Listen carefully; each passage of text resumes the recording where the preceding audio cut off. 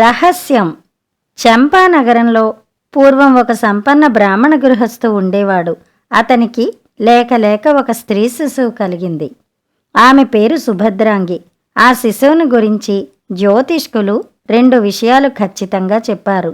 ఆమె పరాక్రమశాలి అయిన ఒక సార్వభౌమునికి భార్య అవుతుందని, 2 పుత్రులు కలుగుతారని, వారిలో ఒకడు చక్రవర్తి కాబోతాడని, 2వ వాడు సంసారం త్యజించి సన్యాసి అవుతాడని.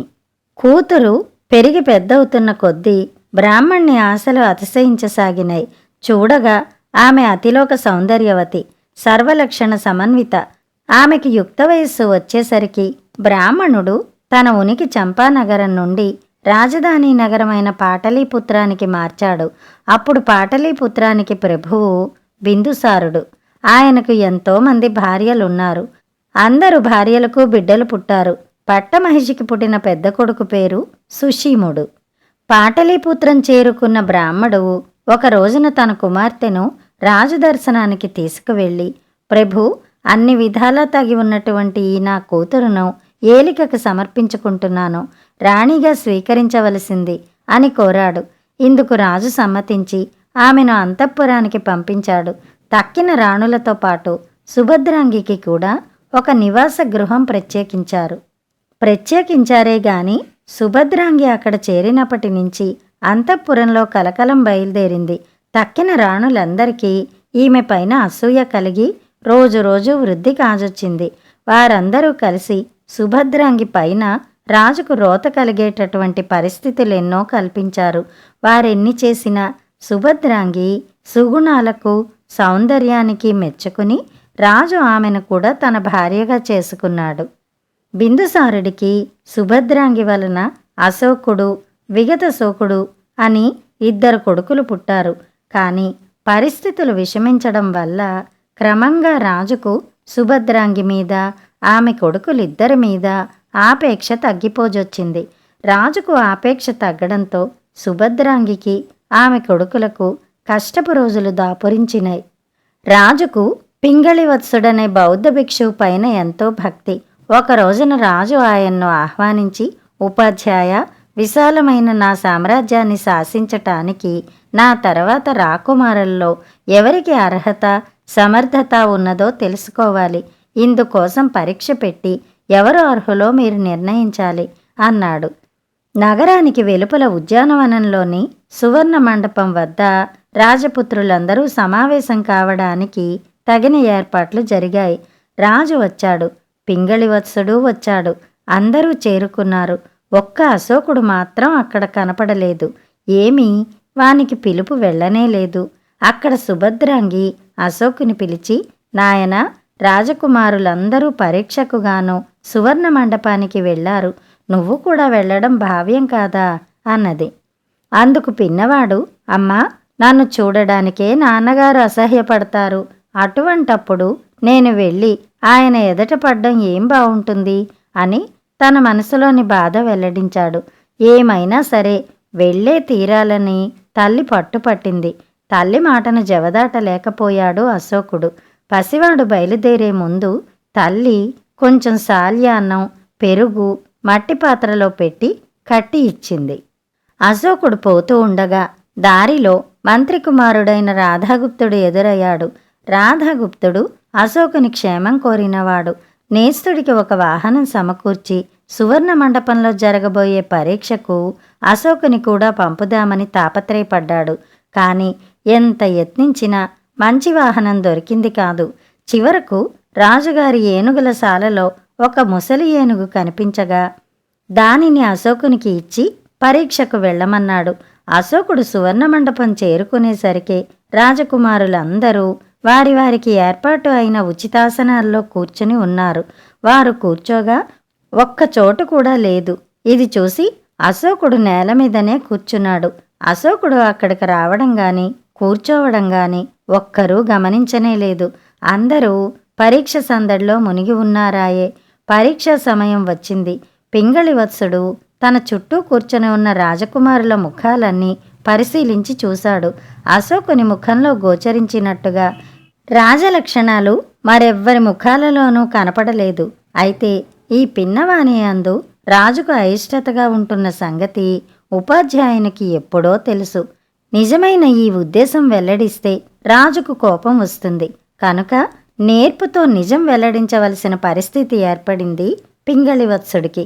ప్రభు, ఇప్పుడు ఇక్కడ సమావేశమైన రాజకుమారుల్లో ఎవరైతే శ్రేష్టమైన వాహనాన్ని ఎక్కి వచ్చారో అతడే మీ తరువాత మగధ సామ్రాజ్యానికి సార్వభౌముడవుతాడు అని చెప్పాడు. రాజకుమారుల్లో కొందరు చక్కటి గుర్రాల మీద, మరికొందరు అందమైన రథాల మీద ఎక్కి వచ్చారు. గురువుగారి మాట వినగానే ఎవరికి వారే, నేను శ్రేష్టమైన వాహనాన్ని ఎక్కి వచ్చాను కనుక నేనే రాజునవుతాను అని వారిలో వారు అనుకుని ఉత్సాహపడ్డారు. ఎవరి మట్టుకు వారే, నన్ను గురించే గురువుగారు ఇలా చెప్పి ఉంటారు అని అనుకోసాగారు. తన పెద్ద కుమారుడైన సుశీముణ్ణి ఉద్దేశించే గురువు అలా చెప్పి ఉంటాడని తలచాడు రాజు. అయినా ఒక నిర్ణయానికి రాలేక గురువున అభిప్రాయం అడిగాడు. అందుకు పింగళివత్సుడు, ప్రభు, ఎంత ముసలిదైనా ఏనుగుకు ఉండే గౌరవం మరి ఏ వాహనానికి లేదు. గజారోహణం అనేది సామాన్య విషయం కాదు అన్నాడు. ఈ సమాధానం రాజుకు తృప్తి లేకపోయింది. ఉపాధ్యాయ, దయ ఉంచి రాజకుమారులను మరొకసారి పరీక్షించండి అని మళ్ళీ కోరాడు.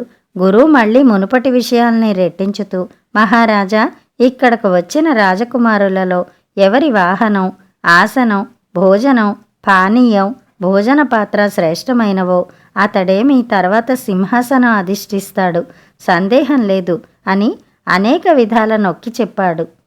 రాజుకు ఇదేమీ నచ్చలేదు, పైగా అర్థం కాలేదు కూడాను. గురువు చెప్పిన ఈ మాటలకు రాజకుమారుల్లో ఎవరికి వారు మళ్ళీ తమ తమ వాహన, ఆసన, భోజనాదులే శ్రేష్టమైనవని తలచి ఉప్పొంగిపోసాగారు. ఏమి, వారు ఆసనాలపై ఉపయోగించేవి విలువైన వస్త్రాలు, భోజనాలు కేవలం విందు భోజనాలే, పాత్రలు బంగారపువి, పానీయాల రుచికరములైన ద్రాక్షసారాయిలు. అశోకుడి సంగతి చూస్తే వాహనం ముసిలి ఏనుగు, ఆసనం కటిక నేల, భోజనం పెరుగు అన్నం, భోజన పాత్ర మట్టితో చేసింది, పానీయం మామూలు మంచినీళ్లు. నిజానికి వీటికంటే తక్కిన రాజకుమారులు తెచ్చుకున్నవి శ్రేష్టమైనవి కానే కావు అని చెప్పి పింగళివత్సుడు రాజు వద్ద సెలవు తీసుకుని వెళ్ళిపోయాడు. బిందుసారుడికి అశోకుడంటే అయిష్టం కావటం చేత రాజకార్యాల్లో అతన్ని కలుగజేసుకోనివ్వలేదు. కానీ త్వరలోనే అశోకునికి తలవని తలంపుగా ఒక చక్కటి అవకాశం దొరికింది. సమీపంలో ఉండే తక్షశిలా నగరంలో విప్లవం బయలుదేరింది. అశోకుడు కోరి తండ్రి అనుమతి పుచ్చుకుని వెళ్ళి ఆ విప్లవం అణిచివేశాడు. కొద్ది రోజుల్లోనే విజయ గౌరవంతో నగరానికి తిరిగి వచ్చాడు. బిందుసారునికి జ్యేష్ఠుడైన సుశీముడు చెంచల స్వభావుడు. ఒక రోజున అతడు ముఖ్యమంత్రితో వేళాకోళమాడుతూ మంత్రిని నెత్తిమీద కొట్టాడు. మంత్రికి చాలా కోపం వచ్చింది. బాబూ, ఇంకా రాజువు కాకముందే వృద్ధులైన మంత్రులను కొట్టటానికి మొదలుపెట్టావు. రాజువే అయితే మా తలలే తేయించి వేసేటట్టున్నావే, కాని నువ్వు గద్దె ఎక్కకుండా నేను జాగ్రత్త పడతాలే అని మనసులో అనుకున్నాడు. ఆ క్షణం నుంచి ముఖ్యమంత్రి తక్కిన మంత్రివర్గంతో కూడి కుట్ర పన్నడానికి ప్రారంభించాడు. ముఖ్యమంత్రి ప్రోత్సాహం వల్లనే ఆస్థానంలో ఉండే తక్కిన రాజమంత్రులు 500 మంది వానికి ఎదురు తిరిగారు. ఇలా ఉండగా మునుపటిలాగానే తక్షశిల్లో మళ్లీ విప్లవం వచ్చింది. ఈసారి రాజు సుశీముణ్ణి పంపించాడు. కానీ సుశీముడు విప్లవం అణచలేకపోయాడు. ఇంతలో వృద్ధుడైన బిందుసారుడికి జబ్బు చేసింది. అశోకుణ్ణి తక్షశిలకు పంపించి సుశీముణ్ణి ఇక్కడికి రప్పించండి, వాడికి పట్టం కట్టాలని ఉంది అని మంత్రులతో చెప్పాడు రాజు. ఇది మంత్రులెవ్వరికీ ఇష్టం లేదు. అయితే రాజుకు ఎదురు చెప్పడానికి సాహసించలేకపోయారు. ప్రభు, అశోకుడు ఇప్పుడు అస్వస్థతగా ఉన్నాడు, కొంచెం నిమ్మళించగానే అతన్ని అక్కడికి పంపిస్తాం అన్నారు. మంత్రులు కుట్ర చేసి అశోకునికి రోగి వేషం వేసి చికిత్సకు ఏర్పాట్లు చేశారు. ఇదంతా చూడగా తన కోరిక నెరవేరలేదు కదా అని బిందుసారునికి మనోవ్యాధి ఎక్కువయింది. మంత్రులు అప్పుడు అశోకుణ్ణి చక్కా అలంకరించి బిందుసారుని ఎదుటికి తీసుకువెళ్లారు. మహాప్రభు, ఇప్పటికి వీనిని సింహాసనం మీద కూర్చోబెట్టి అభిషిక్తుణ్ణి చెయ్యండి. సుశీముడు తిరిగి రాగానే అతన్నే రాజుగా చేయవచ్చు అని వినయంగా సలహా ఇచ్చారు.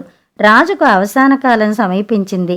కోపంతోనూ బాధతోనూ నోట మాటే పెకిలింది కాదు, గత్యంతరం లేకపోయింది.